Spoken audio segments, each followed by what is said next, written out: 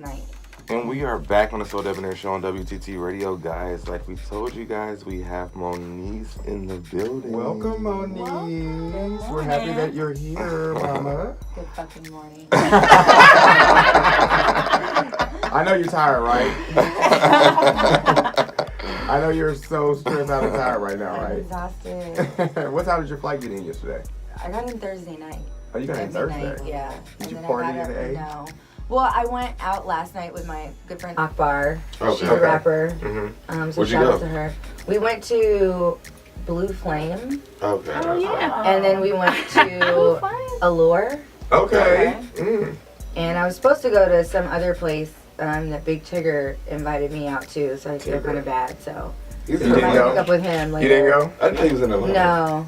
He lives here. Yeah, he lives here. He's Yeah. on B103. Oh, yeah. I thought he was in New York. I didn't know. Fuck No, you, he's Monty. here. They won't let Oh, me he's come definitely on. here. So, But you guys welcomed me. yes, we did. With open arms, Boo. We're happy that you're here. Thank And you. we're happy that you could take the time to come in and sit with us for a little bit. Now, I know that you're not going to be here very long. So I we're know. not gonna I didn't know you guys were in the sticks for real. Now, wait a Once I saw minute. Jonesboro, I have family out here. Now, wait a Once I minute. saw Jonesboro, I was like, Now, wait a minute. Now, Well, like, before when you even Moniece- get that, I want to tell you this. So, you know, this is the first LGBT radio station, right? which is really dope. Yes. And so I was like, when I reached out to you, I was like, we have to have you. Because this is a special moment for us. And we want to be able to highlight you when it comes to this situation. Well, thank you. Yes. And you're beautiful. Thank In you. person and on television. Don't you. believe the hype, everybody. They Thank still look the you. same. So we'll get out the sticks in a little while.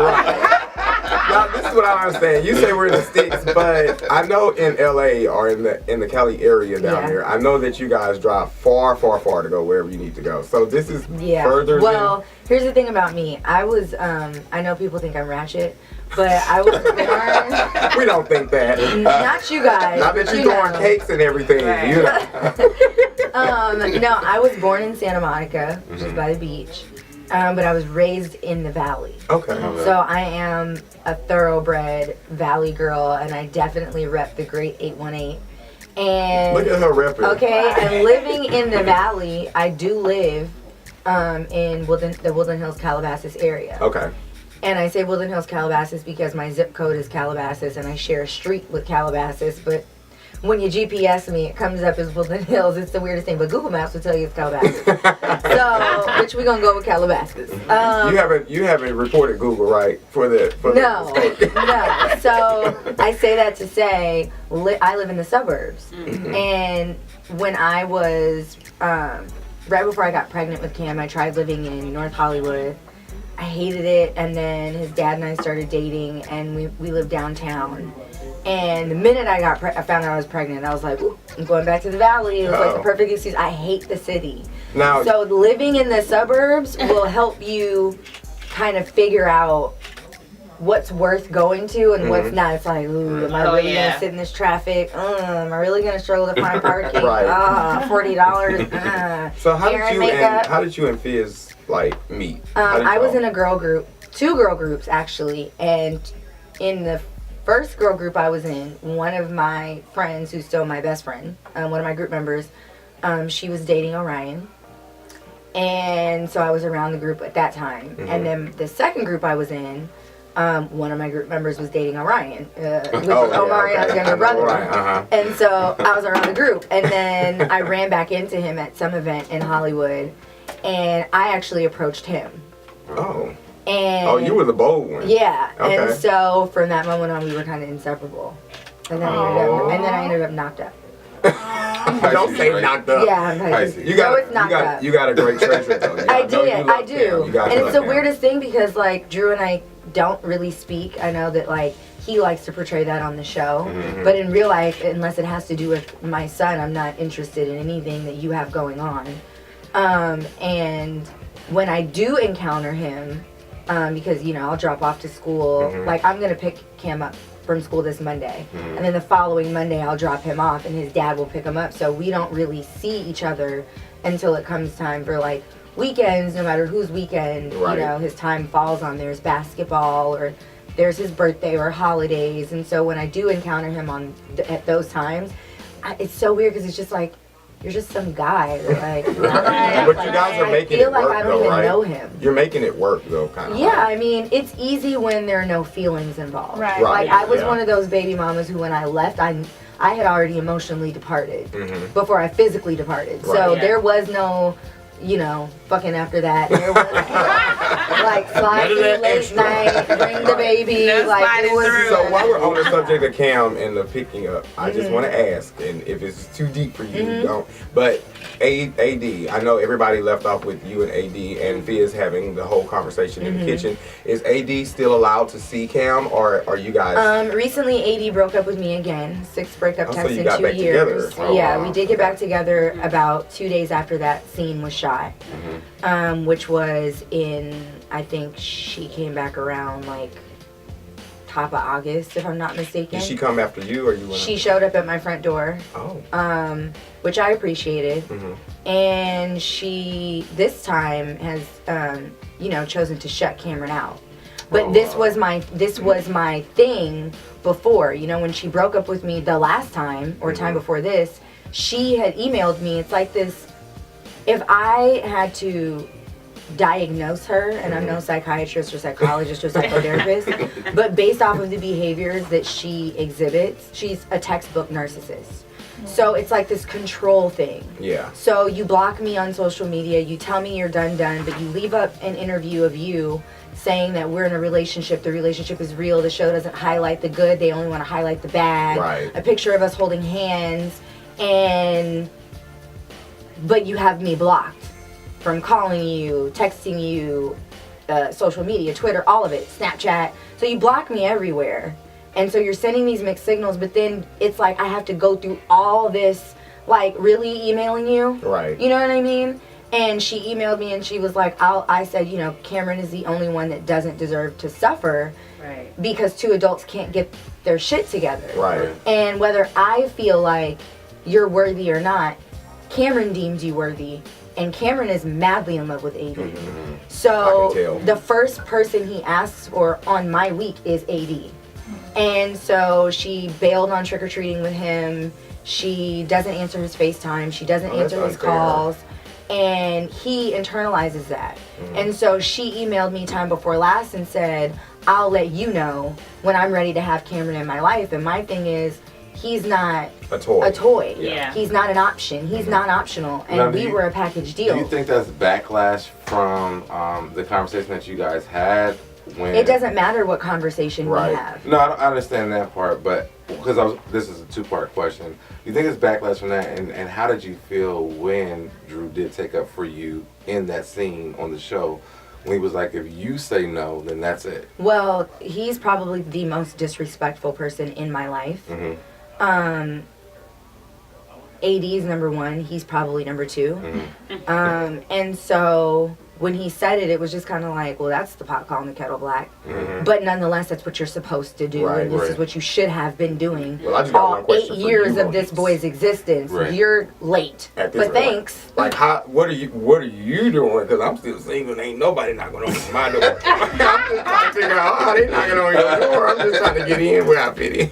What do you mean? No, you said the AD showed back up at your door and, did the whole thing and email and everything. I need somebody to chase me like that. I'm just somebody chasing saying. you like that. He's Like you. I didn't ask her to chase me. Yeah. I have parents that have been married for 30 years. Grandparents that just celebrated their 53rd wedding anniversary on Halloween. Aunts and uncles that have been married 20 plus years. This is my dad's parents and his siblings. So this is my immediate family. Right. Yeah. And so I had an example of what unconditional love looks like. Oh and, my and God. it doesn't always feel good. Right. But like my mom said to me this last time, you guys have landed here many times before. It doesn't mean that it's over. It just means that there's more work to do. Right. So when we hit an obstacle, to me, it means you work. Right. She, has had a fucked up childhood. And everyone comes with shit. Right. Everybody's got Baggage and baggage. everything. Everyone's life has some sort of dysfunction. Yeah. Right. So for you to act like we're any different, we haven't dealt with infidelity. Right. We haven't dealt with people, just beating on each other. Like Right. none of that. You know what I mean? And words are words. You Right. say shit when you're hurt. I've never left you because of what you said. Right. And so I don't do the abandonment. Right. So can I say this? I want to say this. This is I was wondering why I connect with you so much, but what you just said just speaks so many volumes to me. So in my family, I've never seen divorce.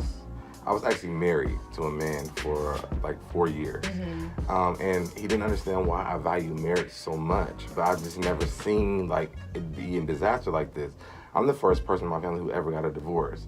So what you just said spoke so many volumes to me, because it's like, I get where you come from and you know why you are the way you are, because it's like, to me, I feel like we like the same people. Well, you can't tell someone that you love them for who they are and then abandon them, break up with them, be Right. attached. Right. And then, you know, so she wanted me to believe that she was done. So I don't believe you because you're still sending mixed signals, but I'm going to live like I believe you. My main thing is the kid. So, like, don't bring the that child part. into Right. it. And so this time, there's no coming back for me. Yeah. I got The you. door is closed because The door I'm is not, closed. I am the prize. And so when I think about it, you know, my mom was like, you are the prize and you share your blessings Right. with everyone. And at the end, you end up with the short end of the stick.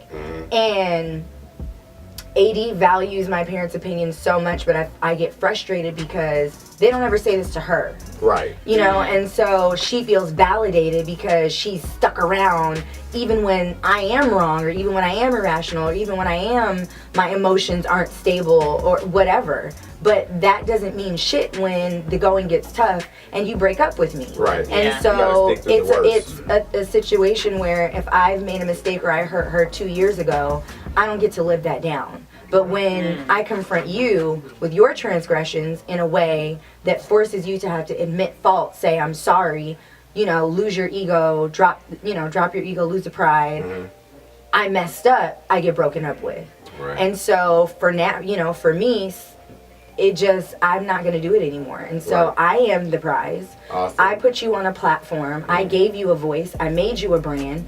You say I don't support you, but when you had 475 followers, and let's not act like if you want to have a shoe store and a clothing line, that's not important. And, you know, we started dating while I was filming season 3 before it even went to air. And before she shot her first scene for Love and Hip Hop season 4, I built her following to over 14,000 followers.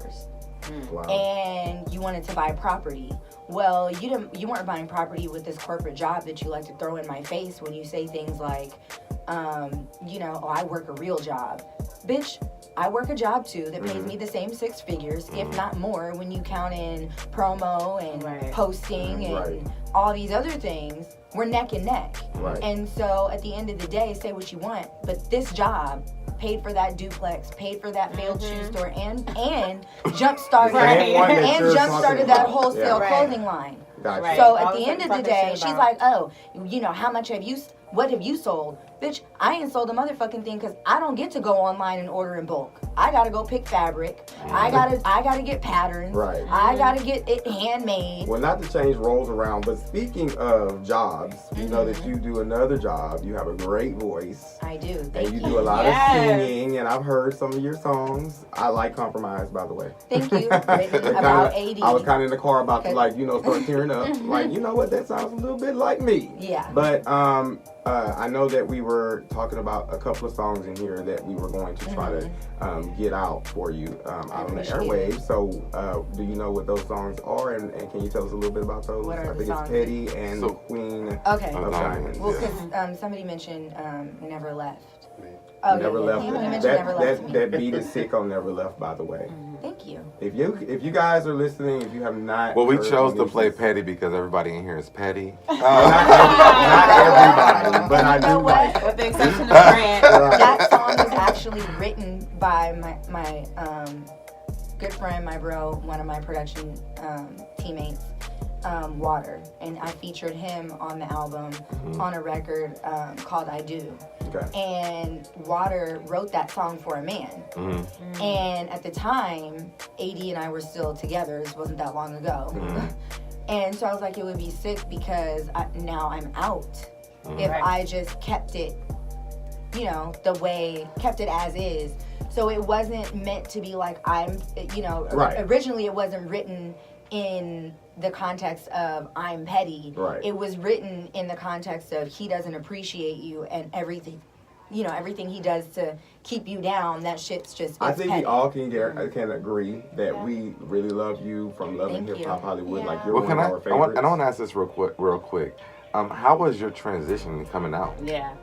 Okay, so I always knew I liked girls, but I was raised Seventh-day Adventist. If you don't know what Seventh-day Adventist is, the rules to the religion are the same as Orthodox Judaism. Only difference is I think we believe Christ is the Messiah and they do not.